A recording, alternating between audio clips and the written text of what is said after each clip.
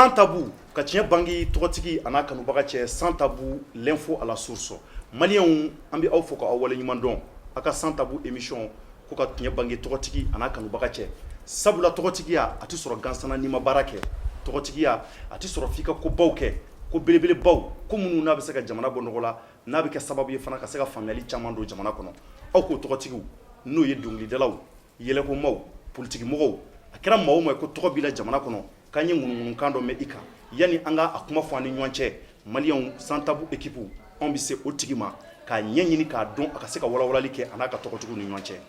bi an bɛ jɔnni fɛ yen ale ye Sidiki Jabate maliyɛnw Sidiki Jabate n'i y'a tɔgɔ fɔ Mali kɔnɔ a dɔn bɛ kosɛbɛ ka sababu kɛ a yɛrɛ ka baara ɲumanw a ye fɛn minnu sabati Mali kɔnɔ ani Mali kɔ kan ale fa de ye Tumani Jabate Tumani kelen kelen mun bɛ yen k'ale fana ye ko caman kɛ Américain jamanaw kan a mɔkɛ o ye Tumaniba Jabate o ye Sidikiba Jabate Sidikiba Jabate mun ni ale tun bɛ an ka ensemble instrumental la a fana ye Mali kɔbɔ fɛn yɔrɔ caman na a ye du dilan a y'a lajɛ ka furu sigi sen kan o Sidikiba Jabate ale mɔden don maliyɛnw ani ale de karimɛ ɲɔgɔn na bi ɲininkali fɛn fɛn n'a cɛra an ma k'an ka ɲininka la an b'a bɛɛ walawala a ka dɔnkilida daminɛ ni kana bila bi la an bɛ waati min na ko sisan mun kɛra sini o tɛ dɛ bi ko fɛn fɛn n'a kɛra kunun kana bila bi la an b'a bɛɛ fɔ an ni ɲɔgɔn cɛ walasa aw ka faamuyali sɔrɔ a la Sidiki salamu alaikum. Walaikum salam ta'ala wa barakatuh. Somɔgɔw bɛ di? Alhamdulillah. Basi t'i la? Basi foyi tɛ n na n bɛ aw fo k'aw barikada k'a dɔn k'a fɔ ko n ye aw ka mɔgɔ ye ka na an ka sigi ka kuma mɔgɔ b'i nin ni yɔrɔ ɲini a ka sigi a ka kuma a ka masala min bɛ an ni ɲɔgɔn cɛ k'o fɔ kosɛbɛ min man ɲi k'o dilan min ka ɲi k'o tɔ sinsin o ye tiɲɛ d'accord o diyara n ye Sidiki maintenant maliyɛnw ɲɛ b'i la bi diɲɛ bɛɛ ɲɛ b'i la nin waati in na jamana kɔnɔ ani jamana kɔ kan i ko ka di mɔgɔ ye kosɛbɛ i kanubaw n'u ye fɛn caman mɛn i kan u b'i défend i lafasa kosɛbɛ donc a ka ɲi kuma caman bɛ yen o ka bɔ i yɛrɛ da kɔnɔ donc bi kɔni an bɛna a mugu bɛɛ bɔ k'a da tari i bɛ se ka yamaruya d'a ma wa problème foyi t'a la an ka taa n'a ye an ka taa n'a ye fana sigir'o kama d'accord basi t'a la Jabate donc maintenant an b'a daminɛ ni mun ye i kɛra dɔnkilidala ye c'est à dire an kun b'i dɔn fɔlikɛla de fɔlɔ aw yɛrɛ ka duba n'i y'a fɔ Mali kɔnɔ bɛɛ b'a dɔn kurafɔyɔrɔ de donc aw kun b'i taa furusiriw la ni fɛn caman nka ma bali foyi la i balila ka don dɔnkilida la o sɔrɔla cogo jumɛn bon d'abord ne kabila ka bon n ye jeli ye mɔgɔ ni jeliya bɛ wolo de mais i tɛ k'a ye mais mɔgɔ caman bɛ yen bi an ka société kɔnɔ dumuni sɔrɔbaliya ani dɛsɛ kama caman kɛra jeli ye ka sɔrɔ jeliw tɛ sinon ni fɔlɔ don mɔgɔ ni jeliya bɛ wolo de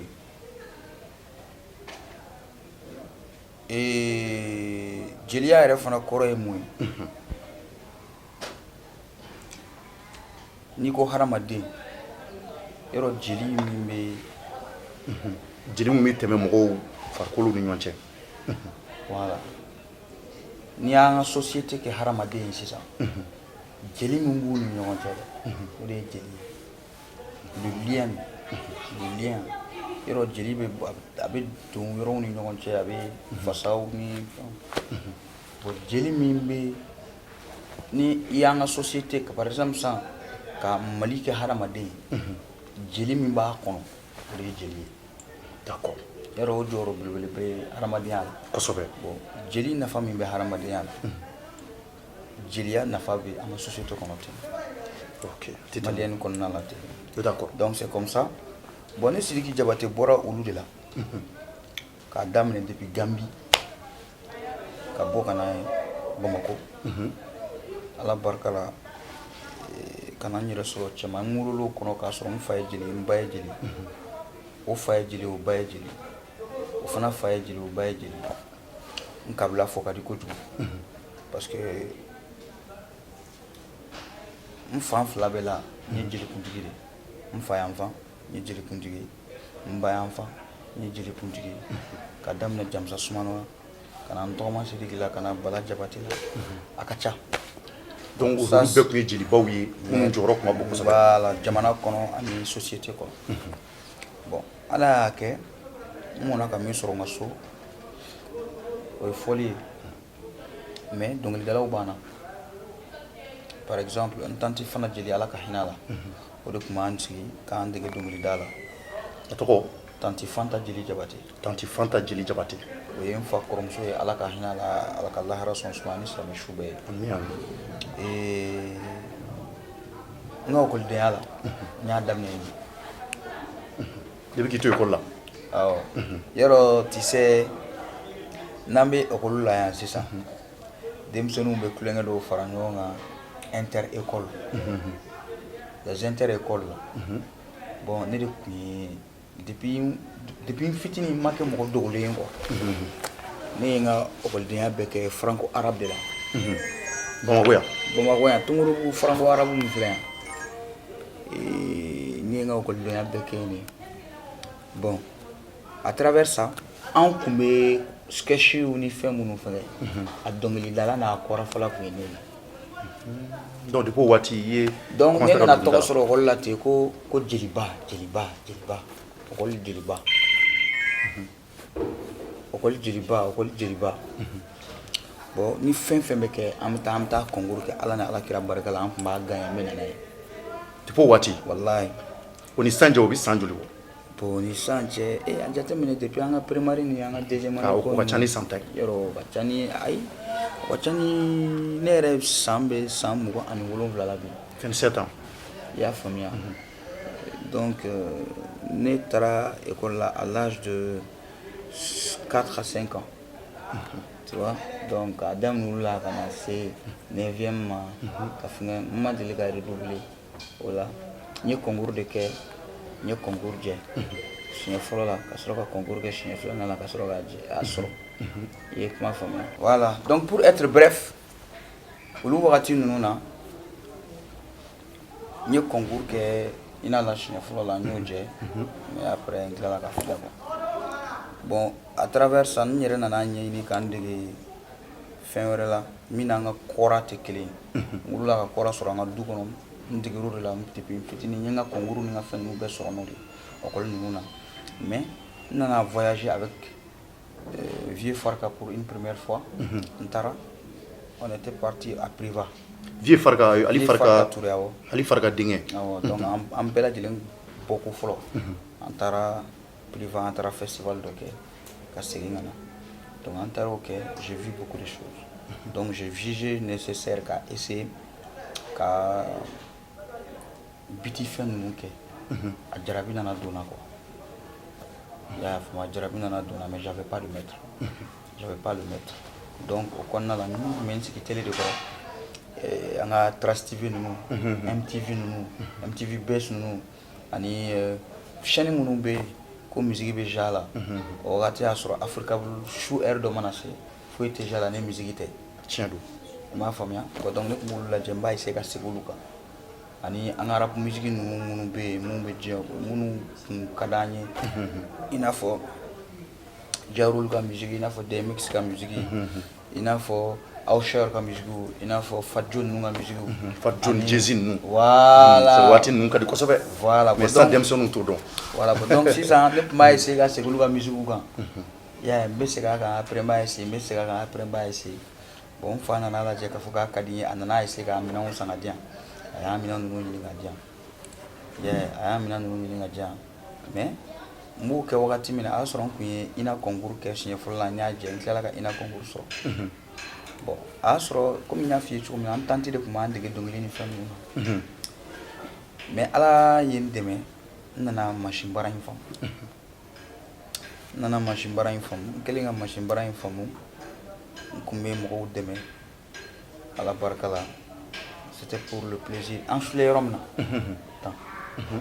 an sigilen filɛ yɔrɔ min na salon min kɔnɔ yan nin salon ba in c'est ici que tout a commencé sur ce chaise là ne ye n ka machine fɔlɔ san don min na a dira n ma don fɔlɔ min na n sigira yan de k'a daminɛ wallahi bilahi a fɛngɛ fɔlɔ n sigira ni chaise in de kan k'a da yan k'a fɛngɛ donc a kanu tun b'i la i y'i dege a la fo k'i se voilà n ye mɔgɔ fɔlɔ min ka musique kɛ mɔgɔ fɔlɔ min ko n y'a ka musique kɛ k'a d'a ma a tɔgɔ ko Finɛmuso Finɛmuso ani ale n fa kɔrɔkɛ kɔrɔmuso kun don n fa de sumano polisi don a bɛ Kulukoro n'a tulo b'an na a bɛ se ka ye n bɛ n ka foli belebele lase a ma ale kɔrɔmuso a nana jarabi ne ka misiki ninnu na kosɛbɛ a tun bɛ bɔ Kucala a bɛ na a b'a fɔ ko ne ka misiki ninnu ka ɲi bon Ala y'a kɛ an ye misiki ninnu kɛ a diyara a y'a ka top fɔlɔw kɛ n'o ye a ye feba kɛ a don top la a nana content a ye dugawu kɛ ne ye o de kɛra n ka morceau fɔlɔ ye n ye min dilan mɔgɔw ye toute première fois de ma vie ka morceau dilan mɔgɔw ye a kɛra ale de ye donc o kɔfɛ n tanti dɔ fana tun b'an ka du kɛrɛfɛ ko Tata Jabate ale ye n ba terimuso ye u tun bɛ na komi musokɔrɔba bɛ sigi a bɛ baro kɛ a n'a teriw donc à travers ça ne tun bɛ n ka misiki kɛ olu bɛ dɔnkili da u bɛ jeli dɔnkili da a donc e tun bɛ misiki kɛ k'a accompagner voilà u bɛ jeli dɔnkili da an bɛ sigi an bɛ foli kɛ bon tout a commencé comme ça dɔɔni et puis c'est à travers ça que il y avait un groupe de rap à Dar Salam. Il y avait Bavier, Carmelo, Ani, Djigame, Nounou. Bon, c'était Nteroudou. Maintenant, Sangaba Kungula. Il y avait Dimsena, la Greno, comme Dar Salam, ou le Junit. Junit. Alors, Junit, bon, olu tun bɛ balani showbaw kɛ o komi ne n'u ka di u tun bɛ ne wele ne ka taa piano fɔw kɛ kɛnɛ kan balani fɔyɔrɔ la i y'a faamuya kuma lasurunya na bon a ko ninnu nana daminɛ ten bon ne n'olu groupe de rap ninnu bɛɛ lajɛlen tun bɛ fɛn kɛ to i nan'i to la fo ka n'i yɛrɛ don ne ni olu de fɔlɔ ye baara daminɛ comme groupe de rap on en a fait battre.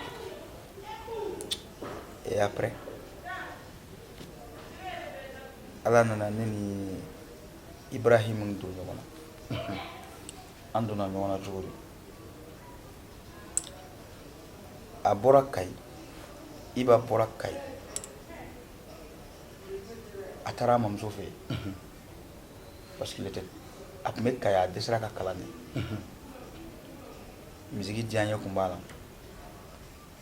et après musique mais c'était pas aussi facile et les nouveaux aussi il avait beaucoup de problèmes donc somo ya boy on en a ya anga so kofe la de be ka dama et to micro buya awa to micro buya o ko be ka dama o mamso Traoré ala ka hinala anana dali avec moi. Bon, au début, ale fana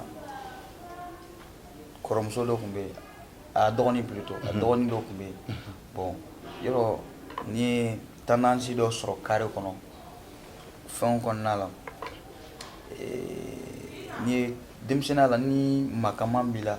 i fitinin i bɛ voyage kɛ i bɛ wari somme dɔ sɔrɔ i bɛ fɛn façon dɔw sɔrɔ i bɛ da i yɛrɛ la quoi. O denmisɛnninya danaya tun bɛ yen donc o denmisɛnninya danaya kɔnɔna la ne nana jarabi ale dɔgɔmuso la i b'a wa dɔgɔmuso mais a dɔgɔmuso in tun tɛ ne fɛ a tiɲɛ de don a tun tɛ n fɛ a tun bɛ mɔgɔ wɛrɛ de fɛ o fana tun y'an teri ye donc ale ni o tun bɛ ɲɔgɔn fɛ bon denmisɛnninya concurrence kɔnɔ ne ko bon ko fo ne k'a minɛ o la il y a fo n k'a minɛ a la donc je faisais tout o kɔnɔna de la ne nana Iba dɔn donc Iba nana ɲɔgɔn dɔn o la ne nana ɲɔgɔn dɔn o la a y'a sɔrɔ dɔn fana tun ka di n fana tun bɛ dɔn kɛ d'accord break dance ninnu d'accord donc Sidiki rapidement an y'o kuma mɛn i yɛrɛ ka interview dɔ la n y'olu bɛɛ mɛn donc maintenant an bɛna se Iba ka partie ma mais yan'o cɛ i ka dɔnkili i donna dɔnkili kɔnɔ i y'o fɔ sisan mɔgɔ ye i donna la cogo min na non n bɛ nalen en fait le truc est que pour que an ka don bɛɛ kɔnɔna la parce que n y'a daminɛ la an tun bɛ nalen ka na se o yɔrɔ ma mais n bɛ fɛ an k'an teliya Ala y'a kɛ an nana ɲɔgɔn dɔn bon n tun bɛ dɔnkili dilan ka di mɔgɔw ma de n bɛ dɔnkili dilan a parole bɛ n kunna je chantais très très longtemps n bɛ dɔnkili dilan n b'a parole kɛ n b'a di mɔgɔw ma donc mɔgɔw bɛna k'i k'u dɛmɛ ka dɔnkili dilan i yɛrɛ tun b'a dilan n tun b'a dilan k'a d'u ma n yɛrɛ b'a parole dɔw fana kɛ k'a parole dilan ka d'u ma k'a labɛn mɔgɔ si t'i dɛmɛ wallahi n kelen de tun b'a bɛɛ kɛ olu ko n dan kun ye k'a da ne b'a dilan k'a da ne bɛ fɛ a ka cogo min na n b'a dilan c'est comme ça. Donc n tun b'a kɛ mais je me suis jamais vu comme un grand chanteur ou comme un chanteur. i m'a bila i kunna i bɛna kɛ dɔnkilidalaba ye don tɔ n teri dɔw de bɛ yen n teri in bɛ yen a n'a teriw je pense que bɛɛ b'a wele ko Hamala Ɲang. oui Hamala Ɲang an bɛ to ka i ka dɔnkiliw la i b'a tɔgɔ fɔ kuma caman voilà n teri don n balimakɛ don n kɔrɔkɛ don o Hamala Ɲang ninnu an'an teriw ani Ɲas ninnu ani Mama Kuta ninnu ani Jamjaye ninnu ani Del ninnu an caman an tun bɛ sigi ne ye n ka morceau dɔ de kɛ n ka morceau fɔlɔ ko n ye min da o kun kɛra My Love de o My Love in ça s'est passé à 4h du matin o de kɛra i ka son fɔlɔ o kɛra n ka misiri fɔlɔ n tun b'a lamɛn n ka mobili de kɔnɔ mais n y'ale kɛ n y'a bila ye c'était pour impressionner une fille a dennin kun bɛ yɔrɔnin dɔ la yen mais o sɔnni i bɛ se k'i da filo la dɔɔni ko k'an hakili jig'o la n'a sɔrɔ mɔgɔ dɔw de la ko o mɛn ka tɛmɛ sɔn in kun ye fo n b'a fɔ my love ne bɛ e de fɛ my love i kɔni b'a dɔn ko ni bɛ nin na dɛ bon j'ai pas les paroles Beyoncé ni Jay-Z ka Drink in Love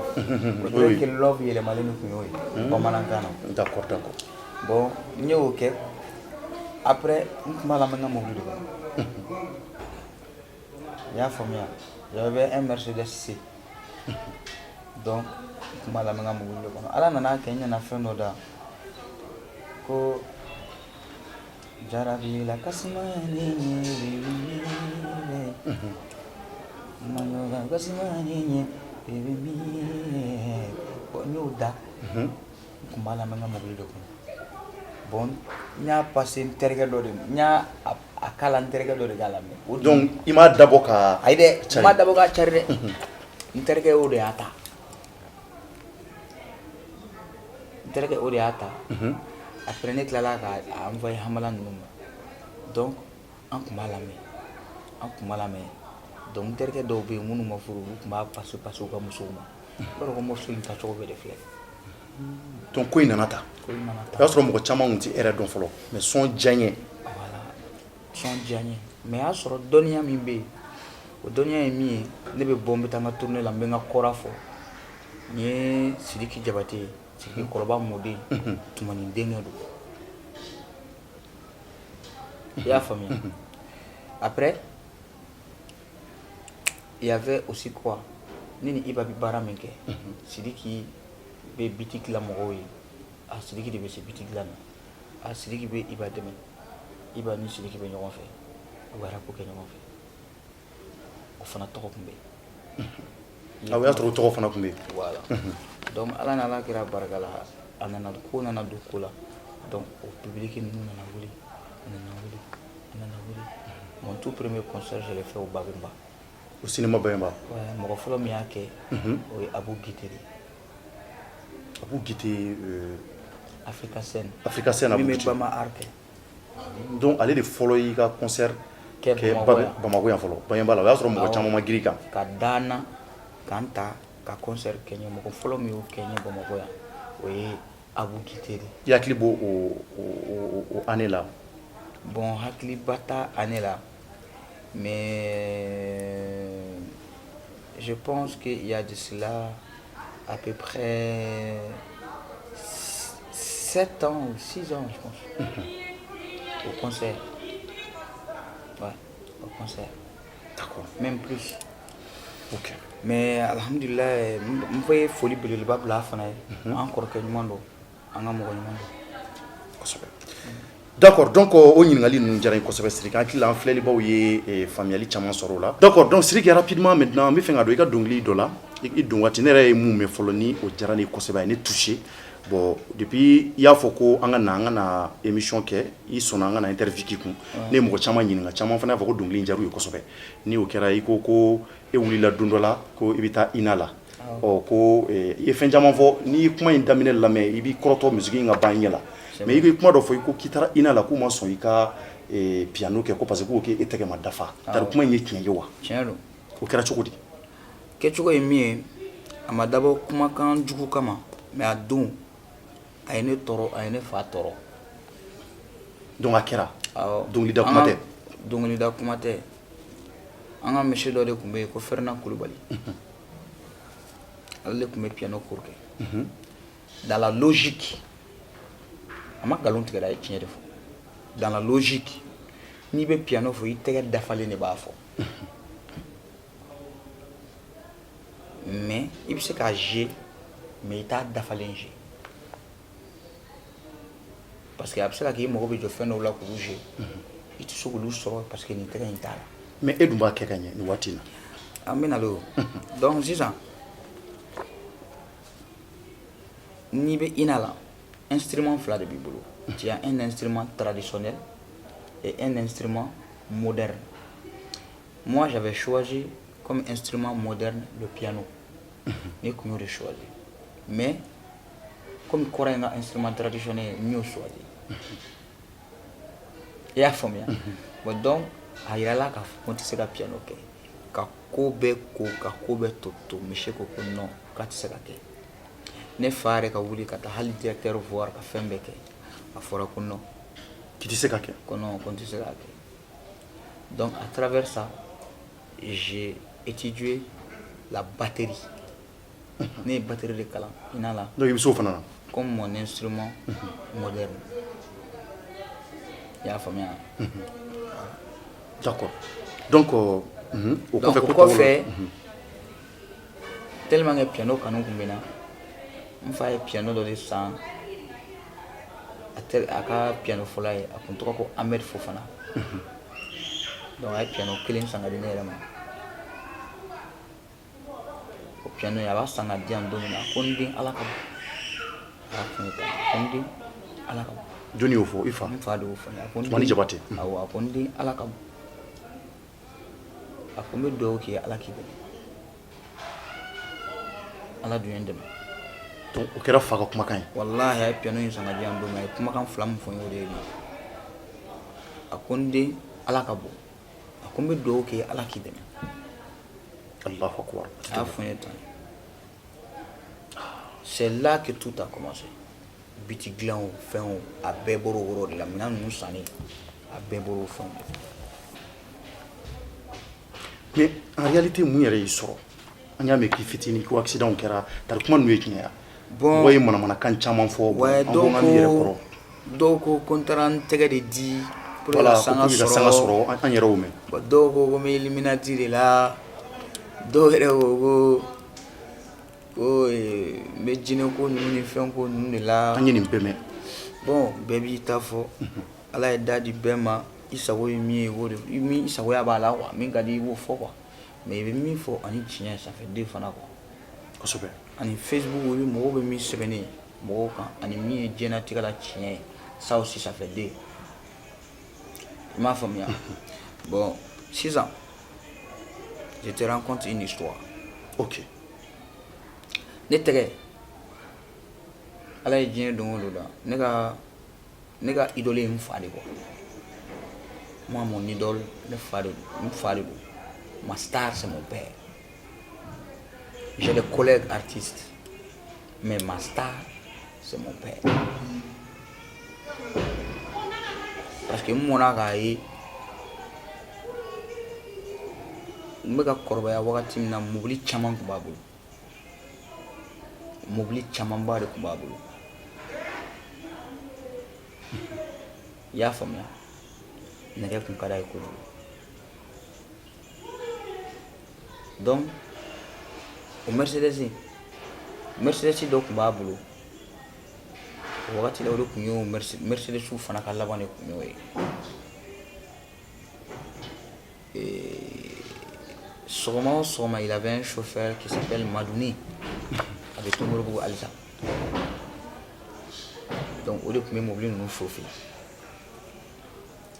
non mais cɛkɔrɔba bɛ wuli à partir de 14h ka don 16h ale ka mobili bɛ wuli ka chauffer ka bɛn o heure de ma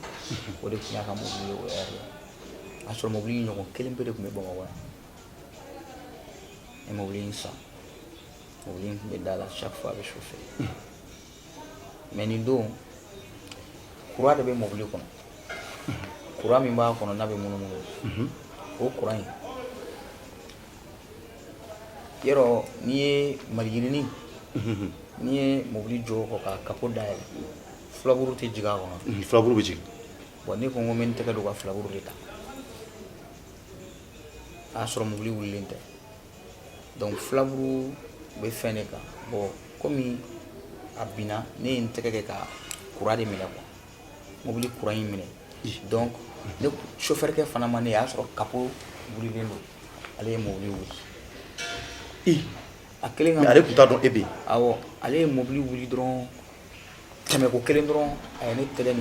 ne tɛgɛ nin bɔ a la Allahu Akbar k'a gulon a ye nin bɔ a la a sina ka a tigɛ ka bɔ a la ten k'a kolo bɔlen to k'a gulon o yɔrɔ bɛɛ n fitinin bon n ma se ka kasi tellement k'a balila n ma se ka kasi u y'a siri ni finikolon de pour que jeli ka jɔ parce que jeli tun bɛ ka bɔ tun bɛ ka seri donc u y'a siri ni finikolon ye an taara Gabriel Touré la an selen Gabriel Touré la an taara bɛnna an tonton dɔ de a bɛ Dununba de fɔ a fana ye Jabate de a don ni n ba ni mɔgɔ min taara n ba kasira a don a kasira kojugu ala ka sini kɛnɛ d'a ma a kasira trop parce que elle s'est dit que ouais ne tɛgɛ tigɛra ko kɔra tɛna se ka fɔ o fɛn ninnu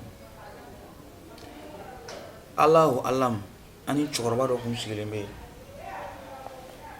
n bɛ ka kuma de f'i ye dɛ an tulo b'i la an bɛɛ lajɛlen kun sigilen don cɛkɔrɔba in n'a ka banabagatɔ de nana ale n'a ka o fana tun bɛ Gabriel Touré awɔ urgence la ni urgence kelen in na an sigilen tora dɔrɔn cɛkɔrɔba sina ka ne ba ye kasi a bɛ ka kasi a ko nin den i kasira sa an bɛɛ sigilen bɛ a y'a sɔrɔ fini sirilen don ɲani n tɔntɔn in kan ta a y'a sɔrɔ u tun bɛ ka dɔ ka ko dɔ ɲɛnabɔ accident tɛ dɔ ka fɛn dɔ ɲɛnabɔ a ko n den i kasira sa a ko n sigilen bɛ n tulo b'a la ale sigilen don n tɔntɔn in sigilen don a ko n denmuso n bɛ min f'i ye kasi dabila i k'i ɲɛji cɛ i den ka simaya bɛ nin de la ne nin ma kɛ a tɛ si sɔrɔ cɛkɔrɔba ko ten an bɛɛ ɲɛna e yɛrɛ tulo fana y'a mɛn an bɛɛ sigilen an bɛɛ lajɛlen sigilen Allahu Akbar tɛ tɛmɛ a ko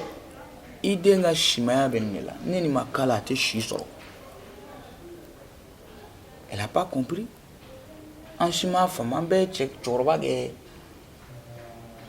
kuntakuntakanfɔla de ye a yɔrɔ la walayi i y'a faamuya donc o kɔfɛ ne tɛgɛ nana kala cɛ ye ne tɛgɛ tigɛ ka bɔ a la k'a da u ka plateaunin kɔnɔ n m'a ɲinɛ hali sini a ko a tilalen fɛn na a y'a sɔrɔ kirina kelen fɛn na n tɔntɔn de don a ye bɔnbɔn ni san ka diyan walasa i kana kasi a ye bɔnbɔn san ka diyan a ko non n bɛ taa sisan n bɛ taa tɛgɛ dɔ ɲini n bɛ taa tɛgɛ manama dɔ dilan sisan n bɛ n'o di tɛgɛ la i kɛ pewu donc a nana a kɔfɛ n'a ye ɲɔgɔn ye an ka kungo dɔ de la yan n y'a fɛ n ko a tɔntɔn i ye nɛgɛ i mana nin tɛgɛ manama ye dɛ c'est comme ça ça s'est fait bon donc ala n'ala kira barika la a kɛra ten de fo ka n'a nɔgɔya vraiment a tɛ tɛmɛ o kan ala ye masa ye siriki hali bi an bɛ taa komi ɲininkali damadɔ b'an bolo hali bi minnu nafa ka bon i ye nin mun fɔ ne yɛrɛ ma deli ka nin mɛn wa n dalen b'a la maliyɛn caman bɛ yen minnu ma deli ka nin kumakan in mɛn fana bon komi sans tabou don ko k'a bɛɛ fɔ an ka kɔnɔ jɛ ɲɔgɔn ye donc maintenant siriki an bɛna don i ni Iba ta la i da magara Iba One ninnu kelen mun na donc n bɛ fɛ an ka don o la Iba One i ko ten ko a ye ɲɔgɔn dɔn bi tɛ a ye denmisɛnninyaw kɛ ɲɔgɔn fɛ bon maintenant ne y'a jateminɛ n taara Iba fɛ yen ka taa nin émission kelen kɛ ni ye Iba ɲininka ko mun b'a ni Siriki cɛ a ko foyi t'u cɛ bon yanni n ka e sɔrɔ n y'a ye n'i ye plateau wɛrɛw sanfɛ mɔgɔ kelenw y'i ɲininka fana ko Siriki mun b'i ni Iba cɛ i ko foyi t'aw cɛ bon ne nana n sigi n ko e k'o fɛn t'aw cɛ Iba fana k'o fɛn t'aw cɛ nka an dun ɲɛ b'a la aw tɛ ka musique bɔ n'i ye Iba ɲininka Iba b'a fɔ ko parce que ko aw ka genre tɛ kelen ye tuguni e bɛ mun kɛ a n'ale bɛ mun kɛ kelenw tɛ bon an bɛ fɛ k'a dɔn parce que depuis an ye photo bila an ka page kan bɛɛ ka kuma de bɛ ka kɛ o ye u bɛna e ni Iba ye ɲɔgɔn fɛ don jumɛn aw ka featuring kɛ bon i ka nin ɲininkali ba don mɛ ɲininkali nɔgɔman fana don ɲininkali ba don ɲininkali nɔgɔn don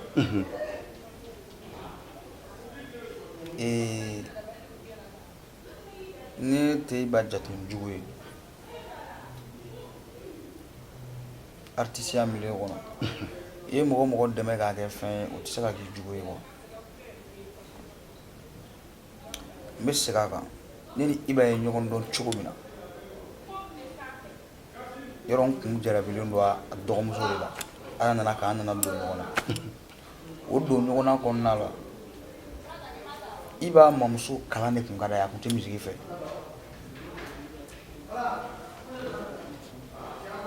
a y'a sɔrɔ Iba ni cɛnin dɔ de bɛ baara kɛ ko Tiramagansi u fila bɛɛ lajɛlen tun bɛ musique o kɛ u bɔra Kayi ka na ɲɔgɔn fɛ mais o donni kama ala ni ala kɛra barika la se min tun b'o ye o se tun tɛ Iba ye wa fanga min tun b'o la o fanga tun tɛ Iba la donc u ka baara ɲɔgɔnya tun ka gɛlɛn mais u bɛɛ tun ye groupe kelen ye a nana rap kanu tun b'a la il était courageux mais a kun dalen don a yɛrɛ la mɔgɔw bɛ ko ninnu kɛ yɛrɛ fɔ ni fɛn a dalen don a yɛrɛ la i ye kuma faamuya il s'est jamais sous-estimé ni donc o kɔnɔna de la a nana se ne ma k'a bɛ fɛ an ka baara kɛ ne k'a ma ko ne bɛ baara kɛ nin la don ne tun bɛ baara kɛ 1000 a don a nana ni 200 de bɔrɔ ne ka 800 ne tun b'a la baara kɛra ten a taara il devait revenir avec l'argent a mana ni wari bon a sɔrɔ moi dans ma jeunesse j'étais un chef de clan un groupe kun tɔgɔ ko Dragon City bon denmisɛnninya la on a eu des c'est-à-dire on était des jeunes où an t'a tout k'a nɛmu quoi donc o kɔnɔna la ne ko non ko ne t'a to yen ko Iba kɔni ko ne y'a minɛ a bɛ ne ka wari fɔnɔ ko ne y'a minɛ ko n'a donna don in da fɛ dɔrɔn n b'a kun di walayi olu don kɛra o kɔfɛ ala y'a kɛ ne kun tɛ yan a nana fɔ ne ba ye ne ba ye ne sigi a y'a fɔ a ye a y'a ba ka cogoya ɲɛfɔ a ye a yɛrɛ ye min ye k'o ɲɛfɔ a ye k'a fa ka saya fɔ a ye ka tila k'a fɔ ale bɛ nin du in de kɔnɔ ale bɛ bɔ yen n ba in na sigi a ko n den a ko han a ko n den n ko han a ko ne ye mun ye a ko ne ko ne ba de ye n ko mun na e b'o kuma fɔ a ko bon ni ba ye ne ye n bɛ fɛ i ye i dɔgɔnin Bala b'i bolo cogo min na i ka nin minɛ ten n bɛ fɛ i dɔgɔnin Ahmed b'i bolo cogo min na i ka nin minɛ ten à partir d'aujourd'hui ni ne yɛrɛ den a tɛ tɛmɛ o kan bon an ka baara nana daminɛ ten o duwawu de nana don baara in na o barika de nana don o baara in na an ye o baara kɛ dɔɔni dɔɔni sɔn fɔlɔ in a ma tun ma min wari b'an k'a sara o de tun ye cɛ sɔn duman lamɛn cɛ i bɛ wari lamɛn cɛ o kɛra o kuma fɔlen sɔn filanan min dar'o kan o kɛra Iwawan number one mɔgɔ tɛ se na Sidiki Jabate minɛ cogo foyi t'an na an yɛrɛ o sɔn fɔ kan voilà o sɔn ninnu kɛlen Ala y'a kɛ barika yɛrɛ de nana don musique in na an tun bɛ sɔn dilan cogo min na il fallait voir mais Ala nana kɛ barika de nana don sɔn in na ka musique in fana qualité ɲa ka fanga k'a la dans les deux côtés le mix était au top les fleurs étaient au top c'était une première donc ko bɛɛ nana daminɛ ten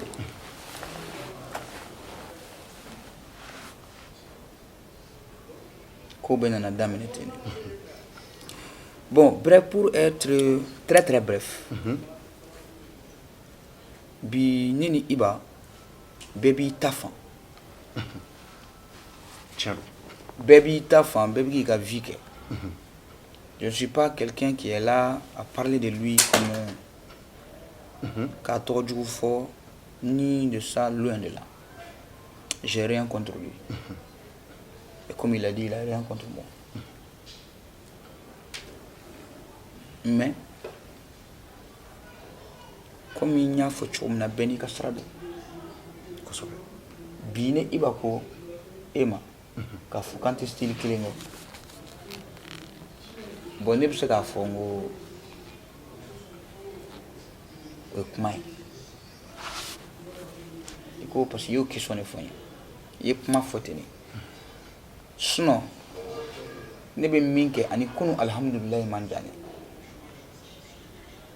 o tɛ tiɲɛ ne bɛ min kɛ ani an ka di Ala ma ani Fusco ye mun kɛ yɔrɔ n'o man jan ne bien o b'a yira k'a fɔ a ye fiti kɛ ɲɔgɔn fɛ ka tɛmɛ an ye baaraw kɛ ɲɔgɔn fɛ ka tɛmɛ mais plateau wɛrɛ kan e ɲininkara i fana delila ka ɲininka i ko k'a ka taasiraw tɛ kelen ye tuguni non an ka taasira tɛ kelen ye cogo min na n bɛn'o f'i ye hakilinaw ani olu bɛ rap façon minnu kɛ ani bi ne Sidiki Jabate bɛ musique façon mun kɛ i ye kuma faamuya an bɛ musique façon mun kɛ musique façon in ye mun ye i b'a sɔrɔ bi ne bɛ musique façon mun kɛ peut-être i b'a sɔrɔ man di Iba ka jama ye i b'a sɔrɔ ale yɛrɛ fana bɛ fɛn minnu kɛ i b'a sɔrɔ o man di mɔgɔ dɔw fana ye i b'a sɔrɔ y a des responsables olu t'o faamu o tɛ tɛmɛ olu hakili fɛ o tɛ artisiya ye e m'a faamuya oui mais comme bi ne hakili la bi maliyɛn bɛɛ tɛgɛ ɲɛsin bɛ aw de ma non c'est vrai vous faites aujourd'hui vraiment la fierté du Mali donc kumaw cayara n bɛ nale sa kuma kunpan wɛrɛ tɛ o an nɔfɛmɔgɔw de ye cɛ don an ni ɲɔgɔn cɛ an nɔfɛmɔgɔw dɔrɔn de don sinon an yɛrɛ tɛ i b'a sigi yan an bɛ kuma an bɛ baro kɛ an bɛ kulonkɛ kɛ donc a bɛ gɛrɛ ɲɔgɔn na il y a pas de problème an bɛ sigi an bɛ baro kɛ an bɛ yɛlɛko kumaw fɔ an bɛ manamanakan fɔ bɛɛ bɛ tɛmɛ bɛɛ bɛ t'i ka ci la d'accord mais jamatigi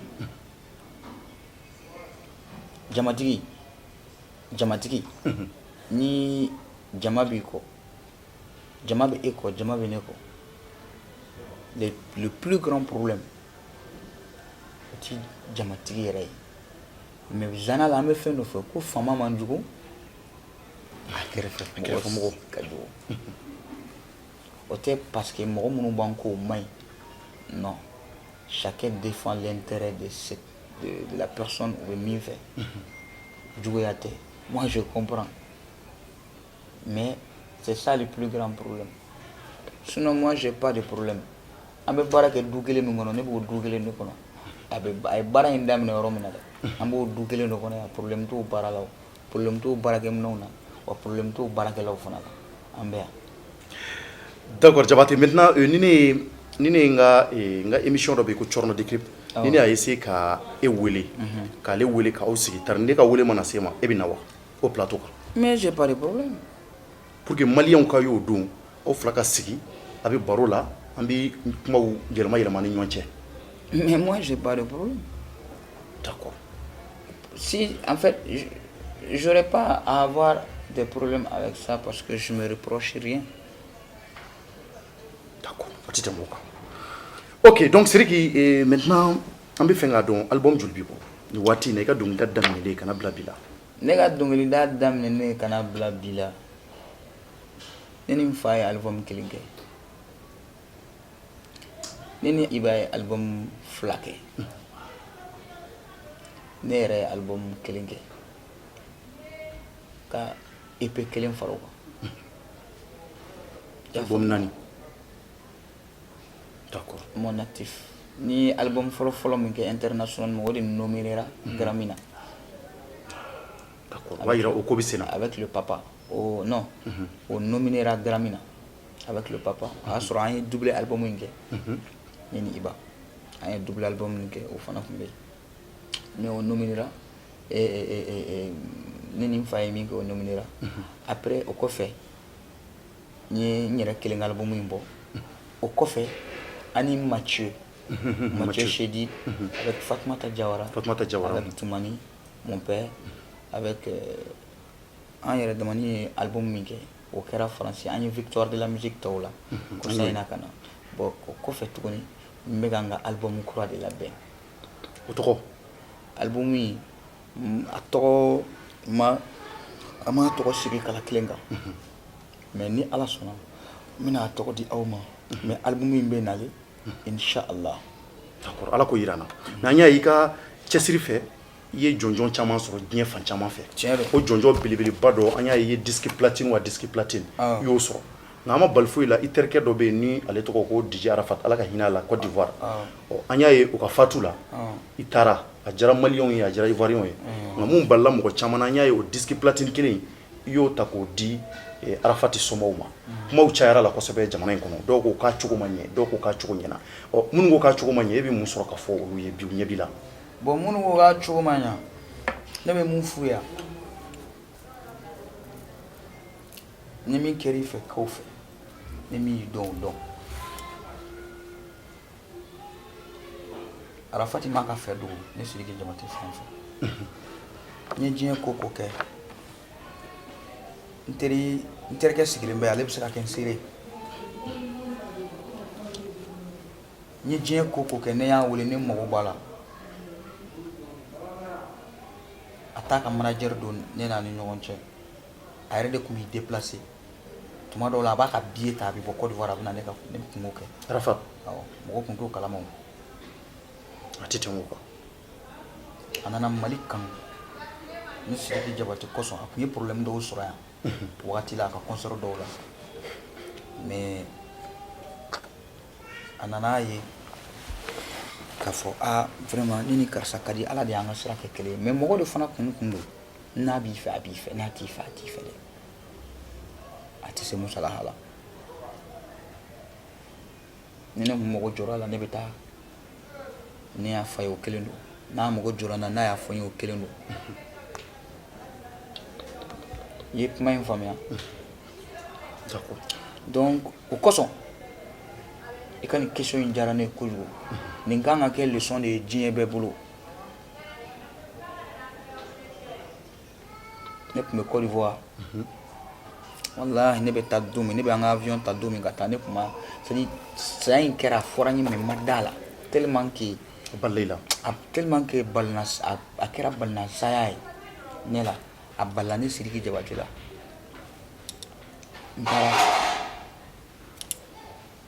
n taara u ye n kunbɛn ka ɲa ne bɛ jigin don min na avion na ne ni Amadu Bagayogo de jiginna ɲɔgɔn fɛ an nana u ye n bonya u ye n karama mais n taara a ka so bɔra ɲani ŋa se ŋa hotel la ne taara ka so de n taara ka so n taara muso n'a ba n'a dɔgɔninw sigilen sɔrɔ yen n sigi n ye miiri a don y'i sigi k'i miiri kosɛbɛ n ye sigi n ye miiri ne yɛrɛ artiste de ne yɛrɛ dɔnkilidala de k'a lajɛ ni ala ka nin fangaba in bɛɛ d'i ma ka nin wariba in bɛɛ d'i ma ka nin mobiliba in bɛɛ d'i ma ko laban i tɛ se ka kuma i tɛ se k'i ɲɛ yɛlɛ i tɛ se ka fiɲɛ sama e tɛ se ka wuli k'i jɔ e tɛ se ka nin si kɛ yɔrɔ la i b'a fɔ Allahu Akbar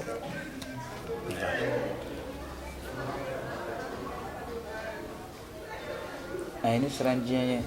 a ye n tɔ da ala la a ye n tɔ da silamɛya la a ye n tɔ da a ye courage donna hali bi ka silamɛya pratiquer hali bi a tɛ tɛmɛ o kan ka tɛmɛ o bɛɛ lajɛlen kan parce que artistes bɛɛ lajɛlen na u ye ne n'a somɔgɔw n'a balimaw ani Claire Banyi de choisi ka taa morgue la fɔlɔ k'a ta ka bɔ yen k'a jira aw la pour que aw ka da la cercle la pour que an ka da la fɔlɔ yanni an ka taa n'a ye stade la ne taara ne y'a dalen vɛsi b'a la ala bɛ se ko caman na o ye tiɲɛ nka an y'a ye kɔsannin na a ba ye kuma dɔ fɔ a ba ko dɔnkilidala caman tun ye promesse ta a denkɛ ye k'a fɔ olu ye olu somɔgɔw olu minnu ye Arafat somɔgɔw ye ko u bɛna wari dɔ labila ye a ye mɔgɔ caman tɔgɔ fɔ balontannaw b'o la nka an m'a ye e tɔgɔ fara donc o b'a jira e ye wari di wa i ye wari dɔ bila fɛn in kɔfɛ wa ne wa bon ne tɛna ne ye min kɛ ne tɛna o fɔ télé la yan parce que ne m'a fɔ pour que a ka fɔ télé la n y'a kɛ ala de kama a tɛ tɛmɛ o kan n y'a kɛ ala de kama n y'a kɛ kira de kama n y'a kɛ ala de kama n y'a kɛ kira de kama mais munna n k'i ma i ka question in diyara n ye n bɛna i ka question in tɔ laban ok an taara stade la ka bɔ ni su ye ka taa n'a ye stade la ka taa su sigi stade kɔnɔna la jama bɛ yen stade falen don a ka jama bɛ k'a kɔnɔ a ka jama ɲɛ b'a la a bɛ min na dɔn minnu b'a fɛ minnu pɛrɛnnen don a kama hali ka président bugɔ a kama a tɛ se k'a yɛrɛ ta hali a tɛ se k'a yɛrɛ tɛgɛ kɛ tan ne ye n jɔ n y'a lajɛ n ko Allahu Akbar ne taara n y'a lajɛ n ye n jɔ n nana ni Davido de tun bɛ ɲɔgɔn fɛ Davido parce que ne ye prestation min kɛ a diyara a ye kɔrɔ diyara a ye an nana don ɲɔgɔn na o su kelen a nana i dan ka kasira Davido ne yɛrɛ kasira an y'an ɲɔgɔn minɛ an kasira kojugu o yɔrɔ la an si ma Arafatu su kasi an y'an yɛrɛ de kasi cogo di tan an y'an yɛrɛ de kasi parce que an yɛrɛ bɛ sa donc a bɛna fɔ aw yɛrɛ tun bɛ aw miiri a ta don na an y'an miiri an ta don na an bɛ ka min kɛ n'o laban de ye nin ye ala k'an ɲa k'an ta don kɔnɔ an ta bɛna kɛ cogo di ne Arafat ta ye an ta bɛna kɛ cogo di ala k'an n'a waati jan bi a filɛ Arafat kelen kosɔn e ɲɛ bɛ artiste jumɛn na k'i ye influent Côte d'Ivoire tuguni ko ne bɛ se ka n déplacer min kama ko Davido b'i déplacer min kama Fally Ipupa b'i déplacer min kama Koffi Olomide b'i déplacer min kama a jira n na donc e bolo o tɛ yen a ne bolo tɛ dɛ a tɛ yen e bɛ jɔn ka musique lamɛn yan ni Arafat kelen dɛ ne tɛ maa la ne yɛrɛ maa min ka di ne ye kosɛbɛ kɔni bon a bɛ fɔ de ma un artiste influent a ka influence bɛ jamana in bɛɛ la ne bɛ min fɔ maliyɛnw ye an ka ɲɔgɔn minɛ yanni an ka tunu ɲɔgɔn na kosɛbɛ o ye tiɲɛ ye an ka ɲɔgɔn minɛ dɔrɔn artisiya milieu kɔnɔ karisa ye nin kɛ n na karisa ye nin fɛngɛ tan karisa ye nin fɛngɛ tan karisa ye nin fɛngɛ tan walayi nin bɛɛ ye fu de ye a bɛ ni ala cɛ nin bɛɛ ye fu de ye ni karisa in ni n y'a minɛ n bɛ nin k'a la ni n ye minɛ ne e ye mun ye a tɛ tɛmɛ o kan e ye mun ye n bɛ ka min fɔ nin ye kumaba ye dɛ nin bɛ bɛɛ de concerné k'a daminɛ président na k'a daminɛ dugu A fo ka n'a bila Z la e ye mun ye ala ko o de y'a to jɔn ko kɛra cogo o cogo i bɛ sabali i dan ye i ka wagati ye i dan ye i bɛ yɔrɔ i bɛ ala ye i dan min kama i dan o de ye i tɛ se ka tɛmɛ o kan o de y'a to zana la a bɛ fɔ ko jɔn dan ye se n tɛ ka jeliya kuma fɔ n tɛ ka kuma dilannen fɔ n bɛ ka pure réalité de fɔ ka tila ka taa lajɛ o cɛ n'a ka fangaba n'a ka farinyaba ko caman kɛra a don dɛ ka t'o su don jama ka t'o su wɔgɔbɛ ka fini fara ka bɔ a la o ye mun se ma o dimi o ye mun se ma a ye nimaniya de tellement que DJ kun ka farin tellement que DJ kun ka farin tellement que a kun ka farin n bɛ ka min f'i ye tellement que a kun ka farin Côte d'Ivoire tellement que a kun ka farin kana ni jama lahaw ta kuncɛninw wuli a nɔfɛ dɛ n'a donna jama in na a n'a ka garde du corps kelen de bɛ don cɛ tɛ farin k'i bɛ gɛrɛ a la mɔgɔw bɛ se k'o témoigner i tɛ kariya a bɛ na a bɛ don cɛ 100 tu la u bɛ kɛnɛ fara fara dɔɔni dɔɔni de ka fara ka taa tellement que u ni kun ma jɔ an ye tellement que a bɛ kariya tellement que a bɛ sɔn ko min ma mais ka n'o dalen u k'o ta u k'o fofo ka fini fara ka bɔ a la ala ye masa yɛrɛ an ka kɛ ɲɔgɔn fɛ ɲɛna an ka tunu ɲɔgɔn na o ye tiɲɛ d'accord Sirikiba Jabate maintenant Côte d'Ivoire jamana na libi an y'a ye funɛŋɛni dɔ fana bɛ yen an y'a mɛn k'o fana ye dɔnkilidala ye ne t'a dɔn kosɛbɛ ko Debordo wa Debordo de mɔgɔ caman y'a fɔ ko kɔsa in na a bɛ ka i dɔgɔya kosɛbɛ maliyɛn caman y'a jira k'a ma diya olu ye sabula olu tɛ fɛ k'a ye tan ale ɲɔgɔnna artiste a ka anw fana ka raison de plus raison de plus pourquoi n tɛ Arafati labila raison de plus Arafati ka di n ye ne Sidiki ni ne taara Côte d'Ivoire Arafati de tun bɛ taa ne nɔfɛ fo n ka hôtel la a bɛ bɔ ni ye ni n ka mobiliw ni n ka garde corps ni n ka fɛn bɛɛ a bɛ taa a n'a ka mɔgɔw de bɛ taa ne nɔfɛ fo hôtel la su o su donc ne taara ale de tun bɛ girin kan la ilaha illallah c'est à dire ko n'a b'i fɛ a b'i fɛ de komi mɔgɔ de don a b'i da tile fɛ n'a wulila su fɛ n'a y'a dɔn ko ne bɛ dugu la dɔrɔn a bɛ ne wele petit toi le fou là petit fou tu viens dans mon pays tu me dis pas a b'a fɔ n ye ok tu veux manger quoi ne b'a fɔ cɛkɛ kejenu a bɛ na n'o ye tɛ tɛmɛ o kan wallahi billahi a tun bɛ nin kɛ a n'a ka mɔgɔw bɛ na a bɛ taa hôtel la bon bɛɛ n'i jogo don kosɛbɛ ale n'a ka minfɛnw tun bɛ na a b'i sigi a b'an ka baro kɛ après an bɛ bɔ an bɛ taa boîte la don dɔ la ta kɛra la o bɔli de kɔnɔna la ala y'a kɛ ale ka concert tun bɛ yen nin dɔ in ka concert tun bɛ yen dɔ in joli nin tɔgɔ fɔli man di n ye n'i m'a tɔgɔ fɔ an filɛlibaw tɛna faamuya ni Debordo likun fɔ in ka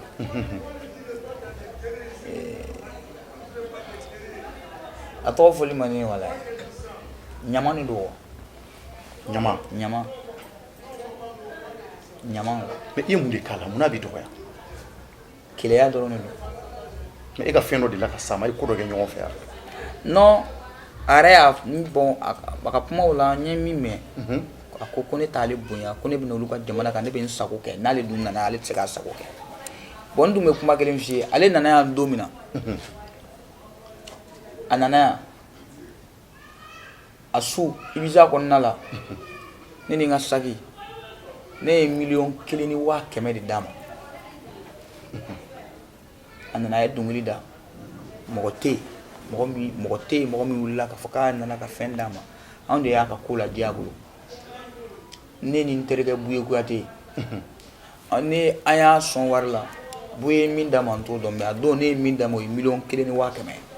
Debordo wallahi billahi Ibiza kɔnɔ a image bɛ yen a tɛ tɛmɛ o kan ay war minɛ ka kilo la ka fɔ ko mɔgɔw kana ni u bɛ champagne sigi show min kɔnɔ ka na n'o ye ay war tɔ ko do kɔnɔ war tɔ bila l'o de kɔnɔ tellement k'a cayara yɛrɛ bolo an y'a dada ma de kɛra ten ala y'a latigɛ an k'o kɛ o kɛra bonya kosɔn o kɛra pour que ka Mali ni Côte d'Ivoire ka kelenya yɛrɛ parce que ni n taara u yɛrɛ fana b'o ɲɔgɔn kelen kɛ n ye u bɛ fɛn kɛ n ye hali min ka bon n'o ye ne bɛ min sɔrɔ Côte d'Ivoire ne t'o sɔrɔ Mali la bonya min bɛ yen hɔrɔnma karama min bɛ yen ala ye mɔgɔba minnu d'an ma ye n ma tigɛ an ka yan mɔgɔbaw la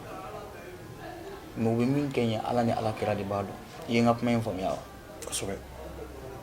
tellement que u bɛ n bonya une fois Guillaume Soro bɔra a ka so Côte d'Ivoire ka n'a ka anniversaire fêter Mali la a ma t'i jɔ douche kɔnɔ a nana ne de fo n ka so yan a nana i kalifa yan du in de kɔnɔ yan anniversaire waati n yɛrɛ bɔr'o kalama a nana ka n'i kalifa du in de kɔnɔ yan bɛɛ nana ɲininka Sidiki ye nin kɛ cogo di Tumani ye nin kɛ cogo di Sidiki ye nin kɛ cogo di foyi tɛ ni bonya tɛ an ye ɲɔgɔn bonya dɔrɔn de an ye kɛra ɲɔgɔn fɛ dɔrɔn de diɲɛ ko bɛɛ fɛ de b'a kɔnɔ hɔrɔnya de b'a kɔnɔ n'i tilen hadamaden hadamadenw b'u tili ye o n'a ɲɔgɔnna caman bon ni cɛ in ka ko de Bordeaux ni cɛ in ka ko n bɛ yafa deli maliyɛn bɛɛ lajɛlen fɛ parce que ne kelen kosɔn a ye Mali bɛɛ nɛni a ye Mali bɛɛ fa n'a ba nɛni ne bɛ yafa deli maliyɛn bɛɛ lajɛlen fɛ mais n bɛ min fɔ maliyɛnw ye n'u fana tun ma den ɲɛnama sɔrɔ nin fana tun tɛ fu ye u k'u nisɔndiya u k'u sewa ala ye den de d'u ma ala ye cɛ de d'u ma ne bɛ se ka min k'ulu ka jamana kan ale tɛ se k'o kɛ ne ka jamana kan ne bɛ se ka stade ta k'a f'ulu ka jamana kan ale tɛ se ka stade ta k'a fa yan o ye ala ka kunnadiya de ye o ye ala ka bonya de ye o ye ala ka sutura de ye o ye ala ka barika de ye donc maliyɛnw k'u nisɔndiya on a déjà la victoire d'accord i y'a faamuya i y'a faamu donc sisan munna n tɛ Arafat labila don kelen a delila k'a essayer k'a bi mankan kɛ ka ne ni Arafat to ɲɔgɔn fɛ ni Arafat kelen ala ka hinɛ a la an taara boîte la a y'a sɔrɔ ale ka concert bɛ yen don kelen min na Arafat fana ka concert bɛ o don kelen na u nana tigɛ feere de daminɛ boîte kɔnɔ a su ne ye $2 de san Arafat ka tigɛ la $2 ne y'o de san Arafat ka tigɛ la n ko k'a distribuer mɔgɔw ni ɲɔgɔn cɛ a y'a sɔrɔ an sigilen don a donc o de digira la n bɛ nalen a nana a ye fan bɛɛ kɛ mankan ye a kɔfɛ anw bɔra u ka boîte la an taara an sigi boîte dɔ la an yɛrɛ dama mɔgɔ si tɛ boîte kɔnɔ an yɛrɛ dama a y'an suit mobili la ka taa a n'a ka jama o y'an suit a taara an sɔrɔ yen a kɛlen ka taa an sɔrɔ yen an sigilen tun bɛ yen a ye mɔgɔ bila ko ka ne wele Arafat ko n ma ko Sidiki n tɛ fɛ i ka kuma yan n tɛ fɛ i ka kɛlɛ kɛ n tɛ fɛ i ka fɛn fɔ o y'a sɔrɔ première dame Côte d'Ivoire première dame ye garde corps spécial di yan n'o bɛ ka yaala walayi a kɛra o bɛɛ ɲɛna mais Arafat b'a kalama a ko non e kana kuma e k'a to ne ma e ye ne de ka invité ye ne tɛ se ka taa e nɔfɛ hôtel la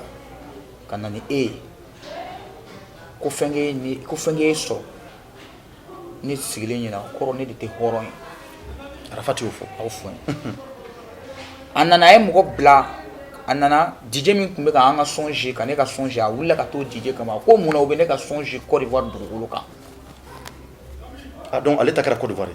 a ko mun na u bɛ ne ka son jouer a ye tɛgɛ fara o tulo kɔrɔ o boîte tigi fana nana ka tɛgɛ fara a ka o boîte tigi an bɛ boîte mun o nana ka tɛgɛ fara o DJ tulo kɔrɔ a ko mun na i bɛ sigi ka son bɔ a la a ko Debordo n b'i bila kɛnɛ ma Allahu akbar a y'a labɔ kɛnɛ ma a kɛlen ka labɔ kɛnɛ ma Arafat dimina kɔrɔ ka t'i k'a kan k'a gosi a y'a bugɔ ne nɔfɛ a y'a gosi a y'a bugɔ ne nɔfɛ a ko k'a bɛ taa marifa ta Arafat ye marifa ta k'i jɔ a y'a dɔn o kɛra ne kosɔn mɔgɔw k'i ye yɔrɔ n'i ye min k'o tigi kungo la tiɲɛ yɛrɛ la donc o b'a yira k'a fɔ o kɛlɛ de bɛ ni de Bordeaux cɛ depuis o waati fo sisan ale ka kɛlɛ ye keleya de ne bɛ se k'a fɔ keleya dɔrɔn de je peux dire que keleya dɔrɔn de don je peux dire que keleya dɔrɔn de don parce que ne bɛ taa nin min nɔfɛ o ɲɔgɔn ma k'ale nɔfɛ ne bɛ min kɛ o ye o ɲɔgɔn ma k'a ye a ma chance sɔrɔ k'o ɲɔgɔn o mɔgɔ dɔn yɛrɛ kuma t'o ɲɔgɔn ma k'a ye atite voka striki anziranga émission banyoro la mais yanu che ambi fenga mundo wati na ibadon mali koronve afa kelebi anga mali centre kelebi illa meme kosebe ni ire nyuma ka kuma do la ni tara kofe mo mana ika carte ta kala je mana striki sebene ka nationalité malienne ou fierté donc ba ira ka fo kele mo ngo jamana ko no ikuma kan nyala ti donga tien fia tinyere ni te dongo fia ni sirigi jabate ke politique kala moi sur yaka ke politique kala ni degi de ben jatu de deme et j'ai le droit de le faire wat se kané balula certes bi on connaît kabla gambien un gambien mais ni malien on bora gambien nana sigi de an sigi mais on est aussi des maliens haklima be kuma une femme atite moka mais nyana se mali kelema anganga jigan yere de la chogodi folo mali kumbe tanuni kuma o kuma e mali te tanunu e bi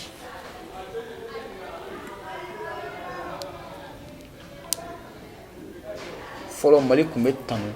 ko mali e horondugu e folo mali kumbe tanu ko mali e jatigiya dugu e folo mali kumbe tanu ko mali e res bonya dugu de folo mali kumbe tanu ko mali ye mɔgɔ baw ka dugu de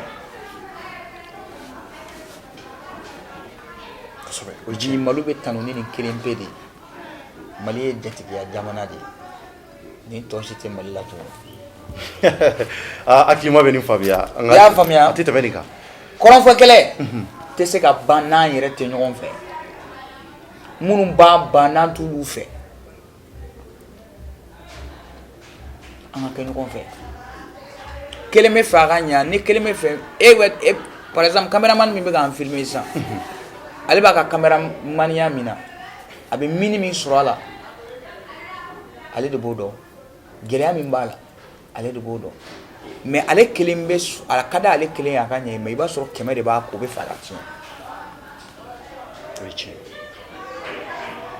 dɛmɛ tɛ yan i tɛ dɛmɛ fo ni wari b'i kun wa i tɛ dɛmɛ yan Mali la k'a fɔ ko n ye talan de ye karisa la ko n kan k'a dɛmɛ an yɛrɛ damaw tɛ ɲɔgɔn fɛ donc e bolo f'an ka kɛ ɲɔgɔn fɛ fɔlɔ pour que Ala yɛrɛ ka k'an fɛ f'an ka kɛ ɲɔgɔn fɛ de quoi ci tɛ mɔgɔ ye kuma bɛɛ pour que Ala k'an dɛmɛ f'an yɛrɛ ka ɲɔgɔn dɛmɛ de pour que Ala k'an sutura f'an yɛrɛ fana ka ɲɔgɔn sutura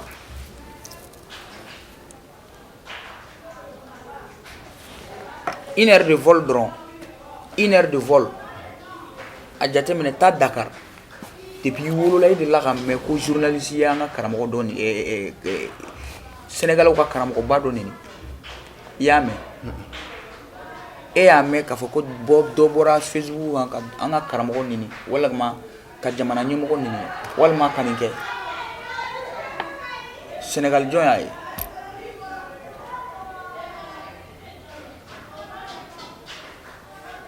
est-ce que ça veut dire qu'ils n'ont pas de problème? Problème tout là, ils ont des problèmes.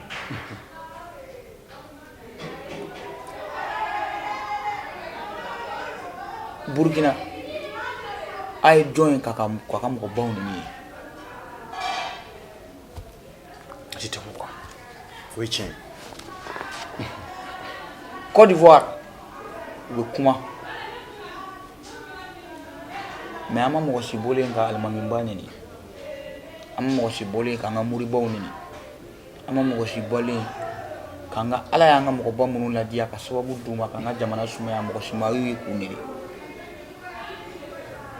an kan ka nin de dɔn barika ma don Mali la gansan mɔgɔba dɔw de ye duwawu kɛ olu mɔgɔbaw kɔ an man k'olu minɛ an man k'olu dɔgɔya. D'accord. Faamuyara. I ye n ka kuma in faamuya wa? Jamanakuntigi t'a dilan jamanadenw de b'u yɛrɛ dilan. N fa ma nasɔngɔ sɔrɔ jamanakuntigi tɛ nasɔngɔ d'a ma baara de bɛ nasɔngɔ di pour que du ka balo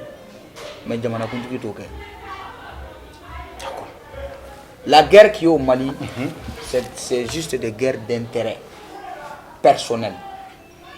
C'est des guerres d'intérêt personnel. Ça concerne pas le pays et ça concerne pas at'anw concerné a tɛ jamanadenw concerné ne min ye kuma daminɛ an bɛɛ b'o dɔn yan sa ne min ye kuma daminɛ dɔɔni mana di min ma o b'i da de o y'a sɔrɔ o poste sɔrɔla wa ne min ye dɔɔni sɔrɔ o b'i da de parce que a ko bɛɛ bɛ nafa de kɔnɔ bi bɛɛ bɛ ka fɛn dɔ de ɲini bɛɛ bɛ ka nafolo de ɲini mais c'est vrai ni kɔngɔ bɛnna n ti fɛn sɔrɔ finiko bɛnna n ma mɔ n ti faama ye n fa ti faama ye a ti faama dɔn cogoya tɛ n bolo tous les moyens sont bons pour gagner de l'argent bon maintenant wari ɲini min ɲɔɲalen don Mali kɔnɔ bi o ye mɔgɔ nini wari ɲini de ye a ko Ala k'an sutura o kan aw bɛ ka jamana lebu ka jamanakuntigi lebu k'an ka moriw lebu k'an yɛrɛbakun lebu diɲɛ kɔnɔ mɔgɔ si tun tɛ problème dɔn Modibo Keyita tile la i bɛ se k'a mɛn de k'a fɔ ko nin kɛra mais i b'i ɲɛ ko nɔnɔ kɛrɛ na nin ko façon tun tɛ ye. Ye kumaba ye. I ye kuma in faamuya? N y'a faamu. Donc fo bɛɛ ka bɛɛ place dɔn k'a dɔn k'a fɔ n'an an ka segin Ala ma ka segin Ala ma ye min ye Ala ye min bonya an k'o bonya. E filɛ nin ye i b'a sɔrɔ hali i ka quartier kɔnɔ i bɛ yeli min kɛ Facebook kan a bɛ digi dɔ la e b'i place min na i bɛ sigiyɔrɔ min na i b'a sɔrɔ a bɛ digi dɔ la mais Ala de dun y'a d'i ma Ala m'o d'e ma ale ma mais i b'a sɔrɔ sisan e bɛ ɲumanya ta k'a kɛ k'a ɲɛsin o tigilamɔgɔ ma mais i b'a sɔrɔ san a tigilamɔgɔ ka baara tɛ foyi kɛ nin yan cɛ nin bɛ tɛmɛ tani ka segin ni vɛsi b'a don min na an bɛ yan ko laban bɛ k'an bɛɛ ɲɛna yan maliyɛn ka kuma bɛɛ de ye nin ye walahi n bɛ ka tiɲɛ de f'i ye n bɛ ka ko laban ils sont tous assis k'i laban de kɔnɔ k'i ta tiɲɛni ye min ka di maliyɛn ye n b'o f'i ye i b'a dɔn jugu tɛ mɔgɔ min na Mali la mɔgɔ min bɛ na dɔrɔn cɛ n ka cɛ 200 diyan dɛ i m'a dɔn dɛ cɛ n ye karisa ye dɛ karisa ye nin kɛ sɔrɔ walahi cɛ a tun bɛ ka don kɛ tan de an bɛ yɛlɛ a tigilamɔgɔ ma o ka di maliyɛn ye kojugu cɛ an tɛ se ka to ten sa fo bɛɛ ka yɛlɛ de. D'accord. Mɔgɔw ka wuli kow ka kɛ. Ok, donc Sidiki an sera émission banyɔrɔ la maintenant kɔrɔfɔ laban jumɛn b'i bolo ka ɲɛsin maliyɛnw ma maliyɛn cɛman ani musoman nka n bɛ fɛ yanni kɔrɔfɔ laban cɛ i ka se ka acapella duman dɔ k'an ye c'est à dire que mɔgɔw ko k'i kan ka di dɔw ko k'i ka i kan mun i b'a fɔ i ka musique kɛrɛfɛ i ka bitu kɛrɛfɛ k'i b'a dilan studio la o komi ne b'i kɛrɛfɛ bi ne yɛrɛ bɛ fɛ ne yɛrɛ cɔrɔnɔnjɛ i ka acapella dɔ kɛ ne ka bi n k'a mɛn n fana ka se ka walawala mɔgɔ ye k'a fɔ Sidiki kan in a yɛrɛ kan de don maliyɛnw ɲɛ b'i la bi. I b'a dɔn min ɲɔɲɛlen don ma wa o ye nkalon de ye o ye nkalon de ye an b'a essayer ka nkalon tɛmɛ bolila acapella kɛ. D'accord. Parce que nkalon a b'a don ɲa a dugusɛjɛ a t'o ɲa. D'accord. Nkalon Lamborghini yɔrɔ Lamborghini ka teli o ka teli a ye fɛrɛ minɛ Bamakɔ Mali la a ye fɛrɛ minɛ nkalon jɔra wa sisan an bɛ ka marché ni tiɲɛ de tiɲɛ yɛrɛ la. D'accord. O acapella duman kɛ an k'o mɛn an ka taa n'a ye i k'o fɔ rapidement cɔrɔnɔn. nkalon tɛmɛ bolila ni ta ye tiɲɛ ye don dɔ la a bɛ dɔn Thierno e temi feka koye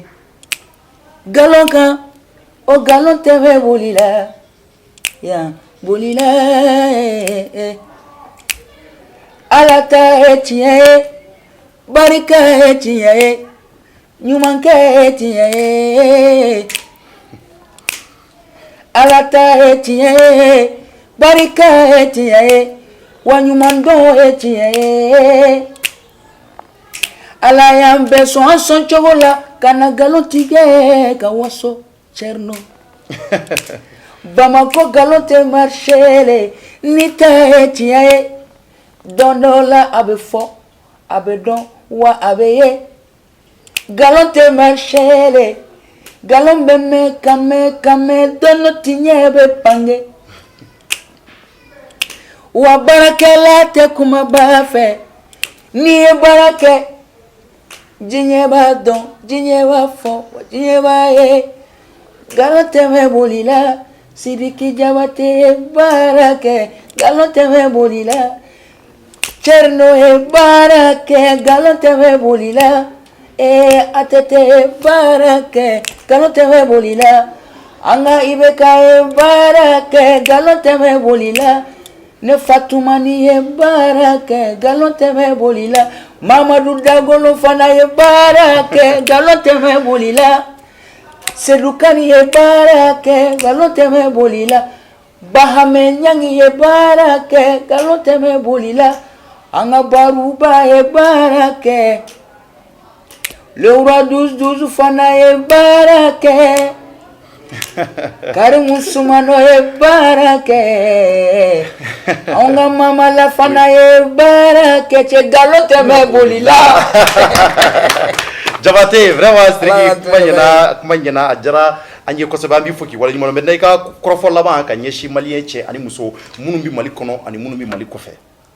Ala y'an waju ka ban. Wajulu foyi tɛ Ala ma min di Mali ma. Wajulu foyi de tɛ Ala ma min di Mali ma. N'an y'a dɔn an bɛɛ de ye maliyɛn ye a bɛ k'an bɛɛ de la. Minnu bɛ fɛ jamana ka wuli an ka kɛlɛ kɛ aw ti kɛlɛ dɔn dɛ.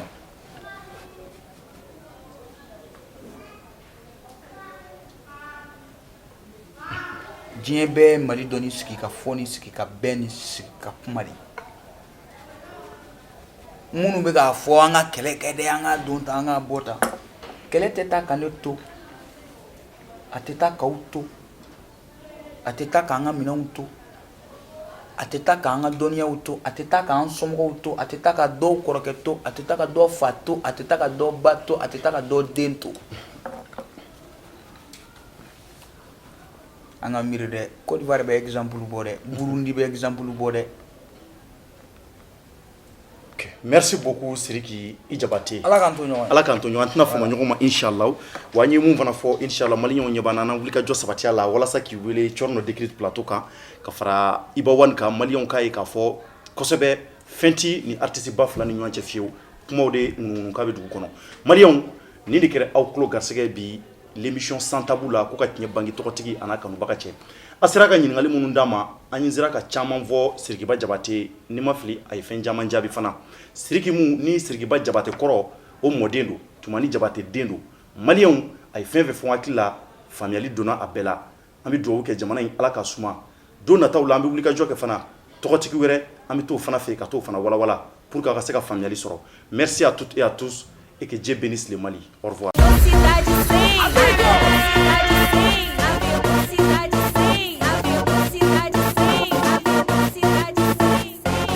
Wake us out and tell the people.